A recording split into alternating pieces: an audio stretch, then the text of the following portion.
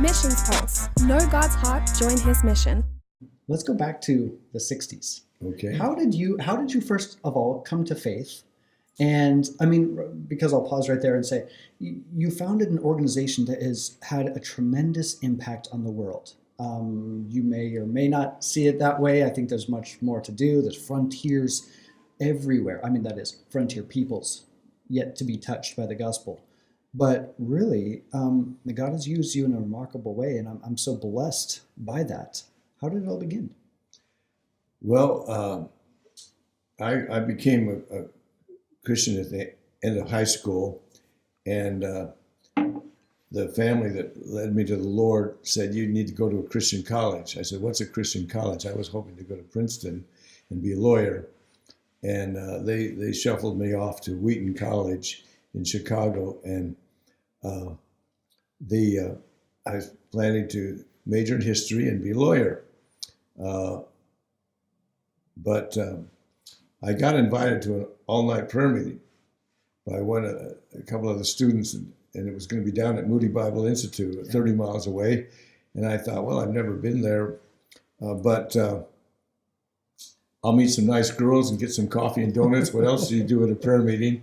And I walked into the room, and there was no coffee, no donuts, no girls, just these guys on the floor hovering over maps.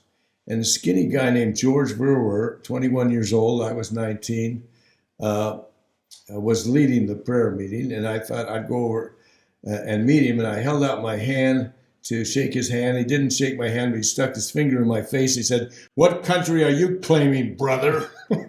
Wow, nice introduction. And I wasn't even claiming my tuition, much less a country. In fact, I didn't know what claiming meant, but I didn't want him to know that. So I said, "Well, what's left?" And he says, "Libya. You've got Libya." And I'm going, Libya? It's got to be one of those islands off Florida.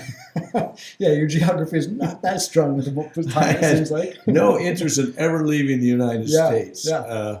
I figured God needed a few good lawyers. But that night, our text was Matthew 9:36-38, where the Lord Jesus says, "Lift up your eyes." In other words, get your eyes off where your feet are. Yeah. And see the sheep without a shepherd, people that don't have access to a knowledge of the Lord Jesus. Be moved with compassion. And I love the old King James, beseech the Lord of the harvest. Yes. Get serious about it. Beseech sounds stronger than pray. It does, doesn't it? Yeah. Beseech the Lord of the harvest to send forth laborers into the harvest. Well, I wanted to be an obedient Christian, so I crawled into one of these groups and said something like, "Oh God, send some people to Libya." But this was a 6-hour prayer meeting. Wow. Did you find Libya, by the way, on the map and realize it wasn't off the coast of Florida? In that little circle, yeah. And it looks like it's in Africa somewhere. And I just said, "Lord," meaning it with all my heart, "Lord, send somebody to Libya." Yeah.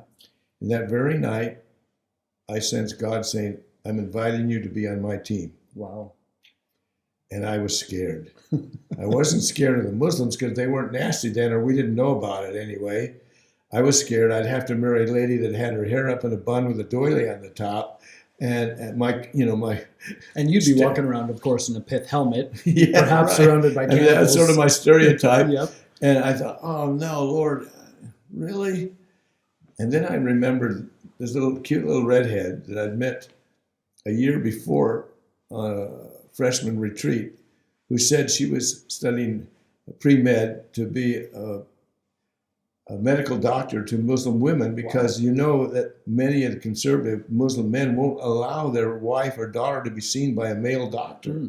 They let them suffer or die rather than have that embarrassment. So, and I remember at the time saying, "That's the last thing I'd ever do." Fast forward 1 year later, the redhead pops up in your mind. And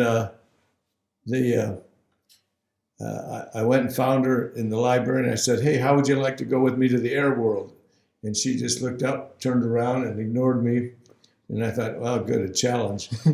But I figured I better learn the Bible if I'm going to be a missionary. So I switched my major to Bible and theology.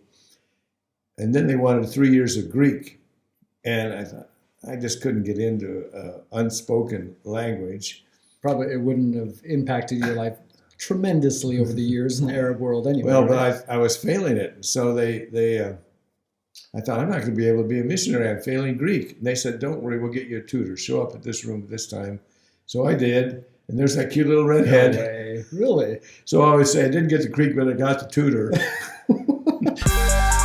Missions Pulse. Know God's heart, join his mission. This podcast is powered by Within Reach Global. Subscribe, watch, and listen on YouTube today. Visit missionspulse.com.